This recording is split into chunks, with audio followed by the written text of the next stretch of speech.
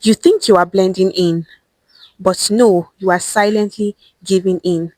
Let me tell you something. Just give me 15 seconds of your time and I'm going to show you how to earn respect in Nigeria. Because in this country, people don't respect you because you know pidgin words or because you can speak pidgin English. They respect you when they know that they cannot lie to you. And the easiest way for them to try and test you is for them to use the polite no on you. And that's what we're going to be talking about in this video today. Imagine going to a wedding and wearing your sweaty gym clothes. Like, how does that even feel? I know, right? That's exactly how it feels like when you walk into any room and you cannot detect when somebody is politely saying no to you, and then you're just standing there, you're looking, you are confused.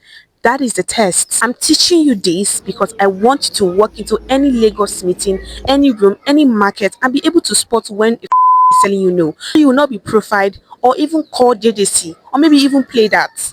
So knowing this will enable you speak and walk confidently wherever you go to, knowing that you understand these words is going to put you on an edge in Nigeria.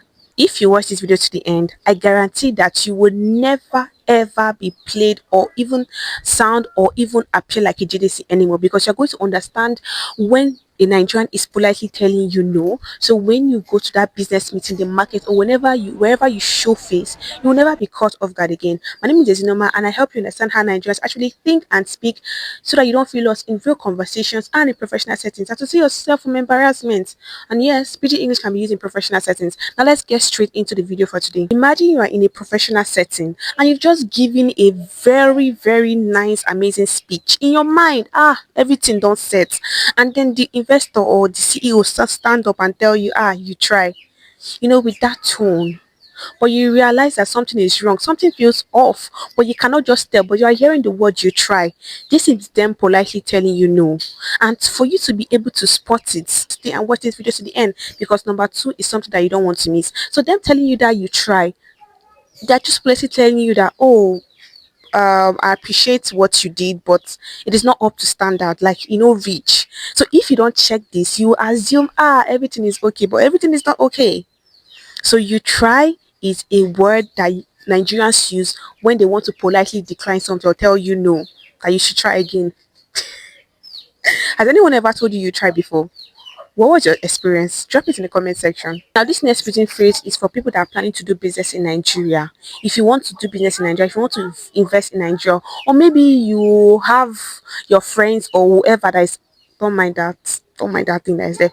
Maybe you have friends in Nigeria, or maybe you want somebody to do something for you, and you want to ask them for help or something. Imagine that you are asking someone for something, maybe your friend or or somebody else for an investment, and they mention this word to you.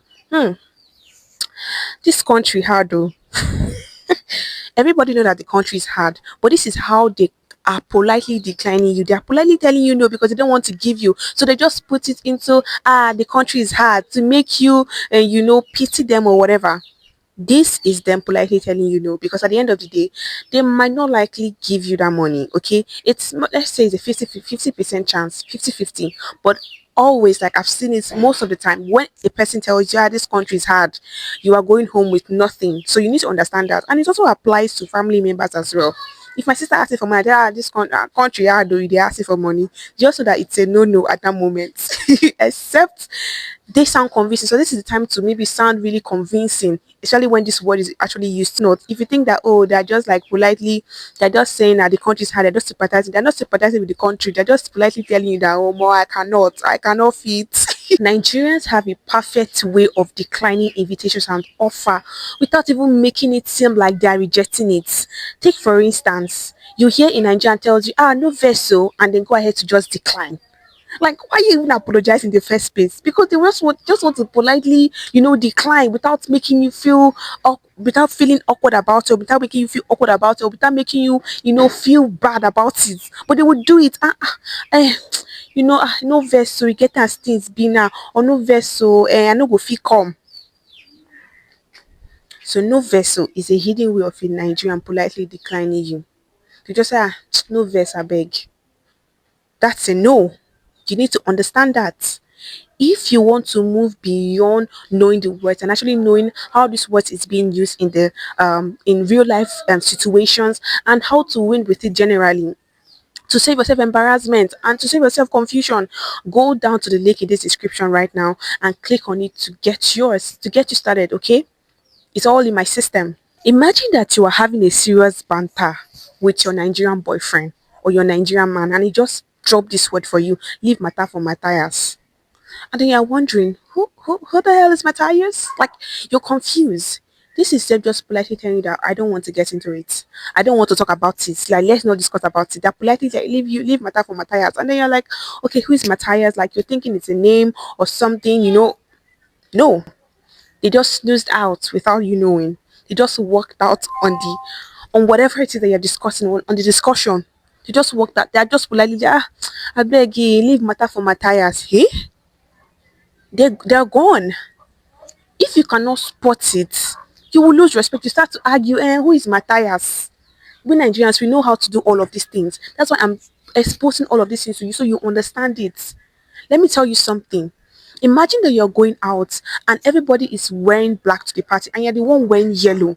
When you walk into that wedding or that place, wherever you're invited to, you're going to actually feel it because you know that you're going to be the odd one out. Everybody will immediately spot you.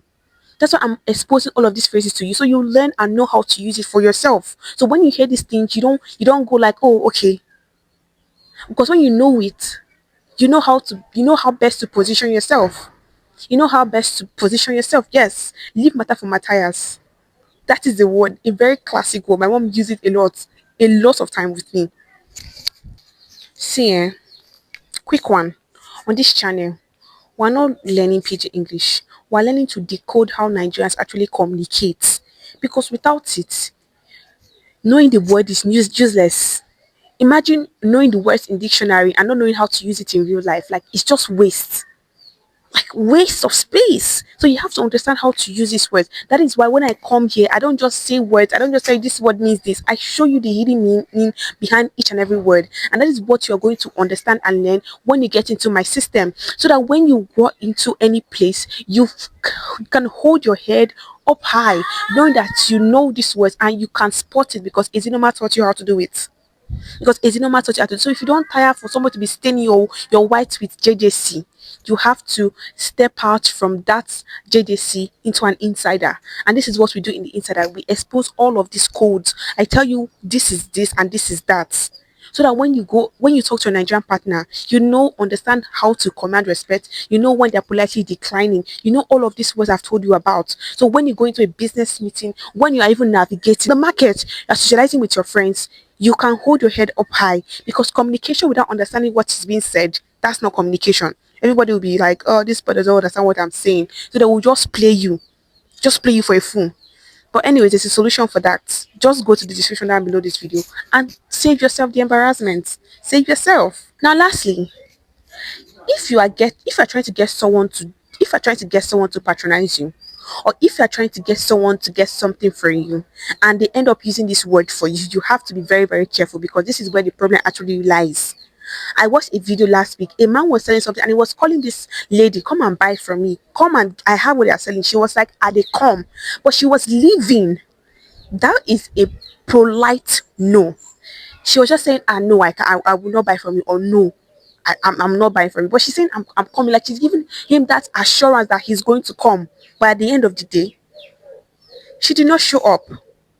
I use that a lot of times too. So you see a Nigerian walking away and they're telling you, are they come? And they're leaving you. When do they go? Are they come? Are they come? Are they go? They just, are they come? Are they come? Are they come? So that they're just trying to avoid that situation. They're just trying to avoid not being there. See, there are plenty of words that IDCOM represents. I've been teaching you in all of my videos. I've been exposing them one after the other. Some of you miss these videos because you're not subscribed to my channel. How would you learn? How would you grow? How would you move from that outsider to an insider where you don't know all of these words? Let me tell you something. You don't brush your teeth because you like the taste of the toothpaste, or you don't feel excited. Like 90% of you don't feel excited. Oh my god, I feel excited to go brush my teeth. None of you do that, but you do it anyways. Why do you do it? You do it because you don't want to go into a place and people tell you that, oh, your mouth is smell. You know, go like that one at all at all. So you do it for the transformation. That is what it means learning PG English. So when you walk into any room, you are confident. You don't look like a tourist.